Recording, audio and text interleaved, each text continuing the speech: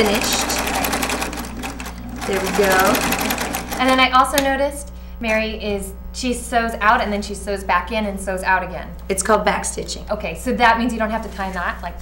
Do you happen to have a pair of Yes. scissors? Yes, I do. Fabulous. I get to do so we just cut off. I leave about an inch and a half of seam binding at the very end. Okay. Okay.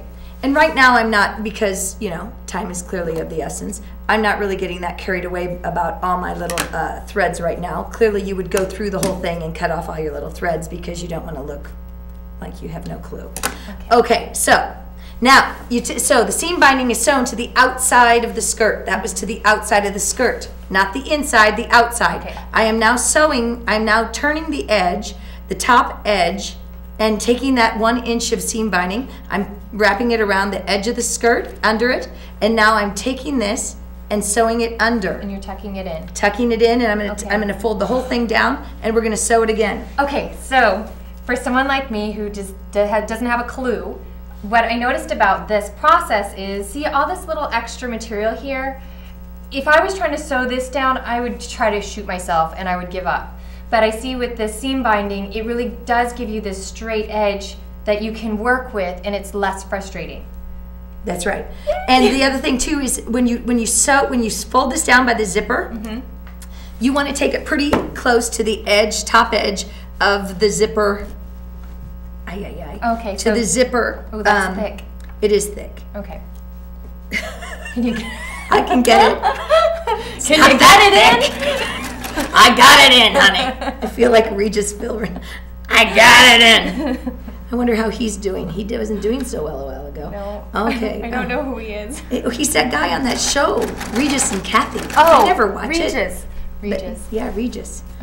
Yeah. Okay, so here we go. So now I'm just folding it all down. Okay.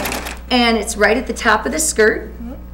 So when this is the final step, yes? This final step. Okay, so once you're done with this part, then you're completely finished with the skirt, ready to wear. Ready to wear. I should trim some of these little pieces of, what's it called? Thread? The strings, the threads, anything that's hanging off. But for the purposes, and you always want to iron everything at the very end. That part used to drive me crazy, but it really does make a tremendous difference in how the finished product looks. Again, for the purposes of today, I'm not ironing. Okay. But you mean you would iron this down? I would press everything to make it look finished. Okay. Yeah. So that way you have a nice flat seam at the top. Yeah, and also I would just press all the neckties down.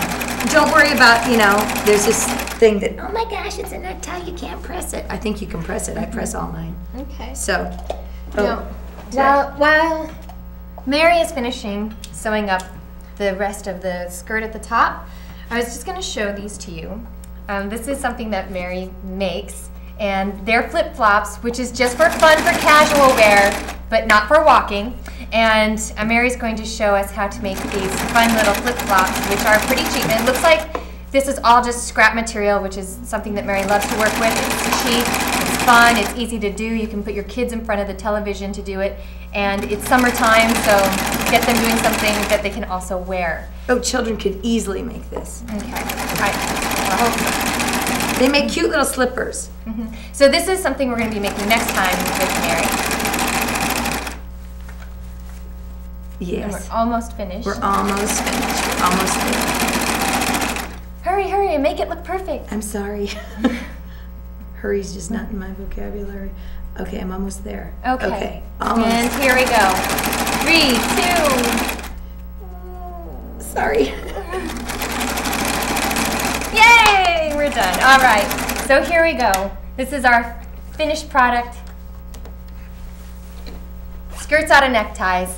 And thank you very much for joining us. Look what I made! And catch us next time with Mary McGregor and her summer shoes.